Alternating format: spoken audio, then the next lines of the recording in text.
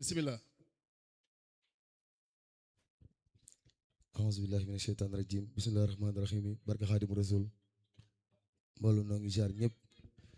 di ziar tey ñaanal Cheikh Mamadou Mountakha Mbacké yàlla na fi ak loolu téer waaye noonu dañuy ziar bu baax Serigne Cheikh Bombali Mbacké xalifa Daaru Xudoos ak Guy Mbind waaye di ziar bu baax Cheikh Mamadou Moustapha xalifa bu sëñ Baara di ñaanal sëñ Amdi Xadi Fall bu yàgg fi loolu téer waaye noonu dañuy ziar bu baax sama Serigne sama lépp Serigne Abdoul Ahad Mbacké Baye Fall ibnu Cheikh Abdoul Aziz ibnu Cheikh Modou Mbara Mbacké Balla ñu ngi lay ziar bu baax di la jox sa wàccuwaay waaye di ziar bu baax Cheikh Mouhamadoul Mahfous Mbacké di sunu sëriñ di sunu lépp gaynde borom daaru ñu ngi lay ziar bu baax ak sëriñ Fallou Mbacké Mokhtar rakam la ñaan suñu Tuubaa defal leen tawfeex di ziar bu baax ñu fi jaar ñëpp di ziar bu baax sëriñ Saliou Samb nga xam ne bis may defal Cheikh Modou Mbara Mbacké Dakar Cité Fadia moom mii laa koy àndal at mu jot di ziar bu baax sama gaay yi nga xam ne ñoo nekk ci kii bi ak jànkut xas yi fi tey ñëpp Cheikh Moustapha ko su ko defee day def bëri gàtt rek di jël sëriñ Saliou di ñaan ci barke Cheikh Modou Mbara Cheikh Mourtada bis bi yàlla nga ko yàgg def ñu yàgg ko wuy si barke Cheikh Khadim sëriñ Saliou jërëjëf أعوذ بالله من الشيطان الرجيم بسم الله الرحمن الرحيم والصلاة والسلام على سيدنا محمد وعلى آله وصحبه آمين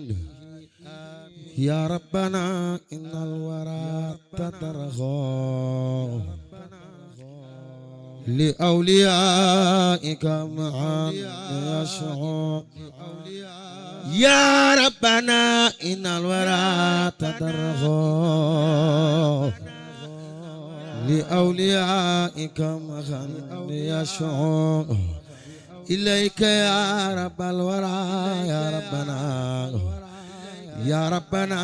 يا ربنا فكن لنا إليك يا رب الورى يا ربنا يا ربنا يا ربنا فكن لنا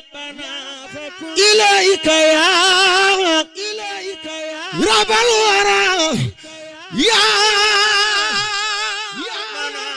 يا ربنا يا ربنا فكن لنا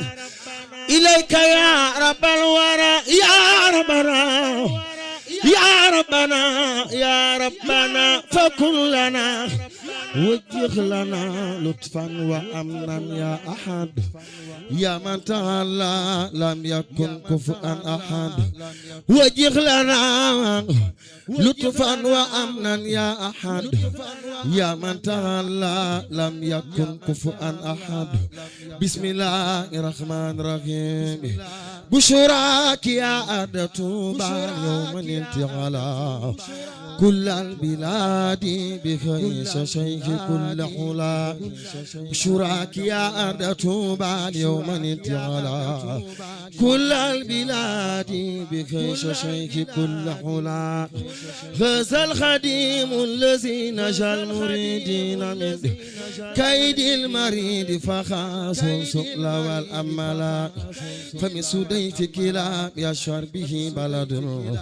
ما إن يرى بلد يبغي به بدلا هو الإمام الذي ما خاب سائله فسائل سيخ يخوي فوق ما سالا فليراك فلمثل الوابلين الله ودافع عن جميع الخلق كل بلاء فللوراء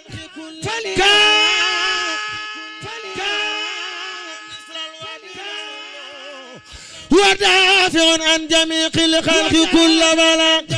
فللوراء كان مثل الوالد ودافع عن جميع الخلق كل بلاء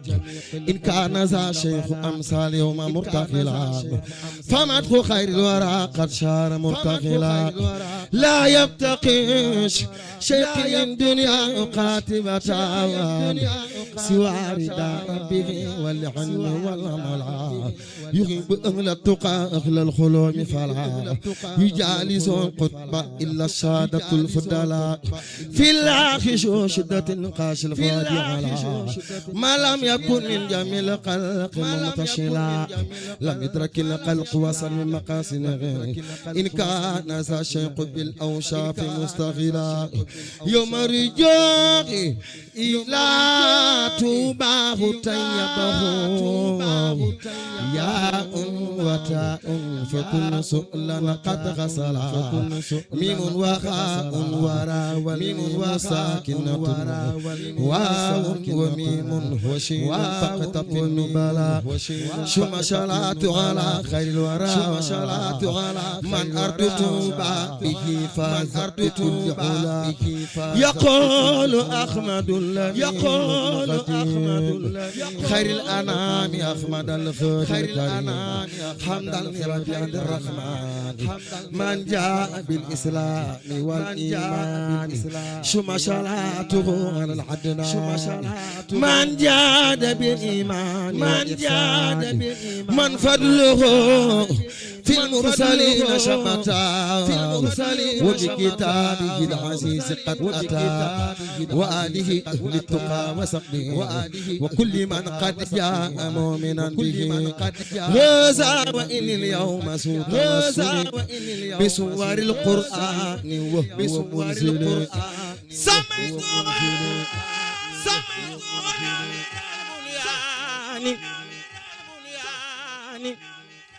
معلم الجغال والخبيان سميتها منور البنيان معلم الجغال والخبيان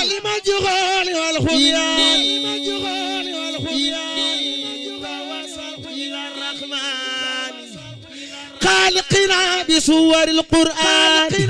وبدأت بالفاتحة المعصمة وسورة البقرة المكرمة وآل عمران وبالنساء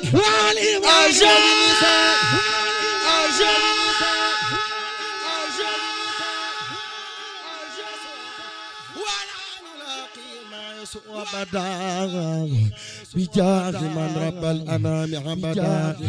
بجاه خير الخلق والأصحاب كنا فلا أزعالك السحاب شلح على محمد في الحال رب البرية وفي المآل إني تواصلت بسر المائدة فأب لنا الخدع وخير فائدة أشكره شكرا له أشكر ربي على ما قاد لنا الخديم شيخنا فانقاد فنخمة الرحمن لا تحد ولم تكن تخشى ولا تحد ناجيت من قد نزل الأنهام يا بني ما تجيس الحامى بحرمة الخد الشط الماغي أفوش بالشراق والفلاح